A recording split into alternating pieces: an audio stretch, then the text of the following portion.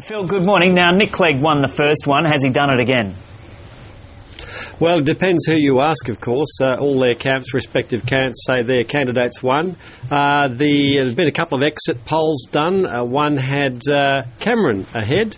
The rest had them, another one had them all on around about 30% each. So very unclear, no clear winner, let's say. It would be amazing to see Clegg continue that because he really couldn't improve much on what he did last week. He was so spectacularly ahead in some of the polls, up to 51% in one poll.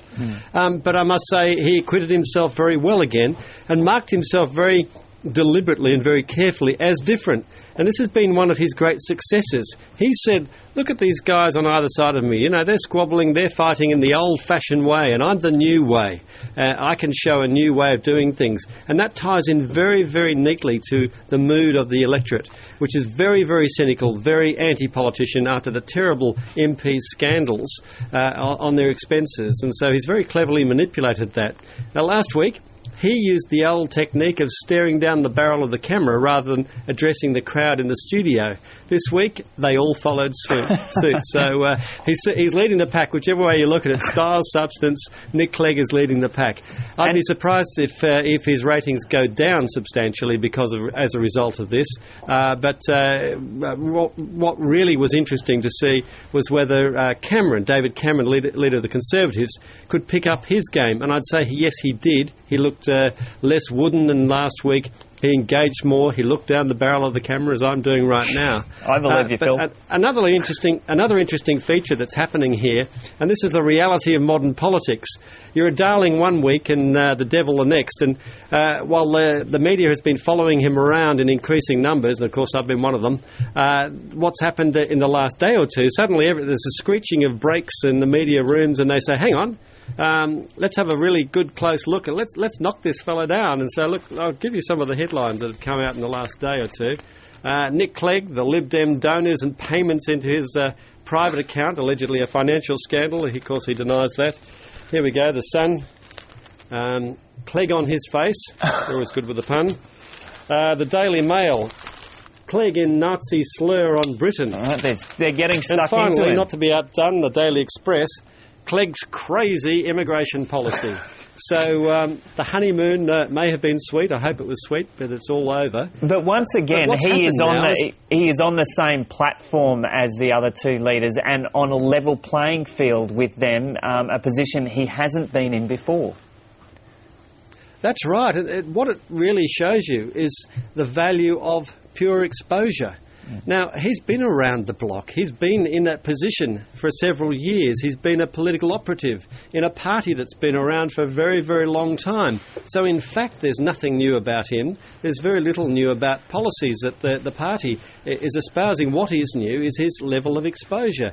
And remarkable to think that perhaps if, the leader in past years in the Australian political sense, in past years, if the Democrats, for example, had been on the same platform in the debates, perhaps they would have got a huge lift too. Just shows the power of standing on the same platform as the big boys, because now he's one of them. Now, just getting into the content of the debate, the previous debate was criticised because it got very local with the focus of the debate. Was this a broader debate?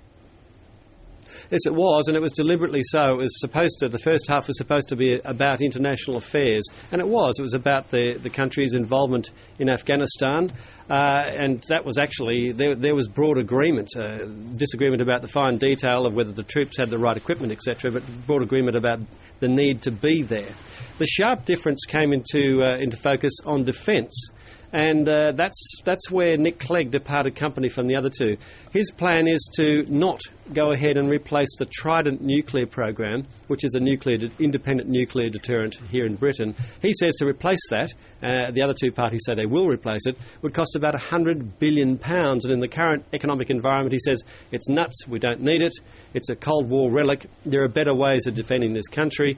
And then Gordon Brown and both him and Cameron just jumped on him and said, hang on, this is our defence you're talking about, and you can't foresee what will happen in the next 40 years. Here's I'll give you a little flavour of the end of the debate and the summaries from all of the leaders. David, you're a risk to the economy. Nick, you're a risk because of what you're saying on Iran and on nuclear weapons to our security. Nick, you would leave us weak. David, you would leave us isolated in Europe. I think these are the problems that these parties have got to face up to. We have a credible, long-term plan for the future of Britain. I don't know about you, but I thought all of that sounded slightly desperate. It sounded like an attempt to frighten people, instead of doing what I think we need to do in our country, which is to take and make a clean break from the last 13 years, to have new leadership, to take the country forward, to solve the problems that we have.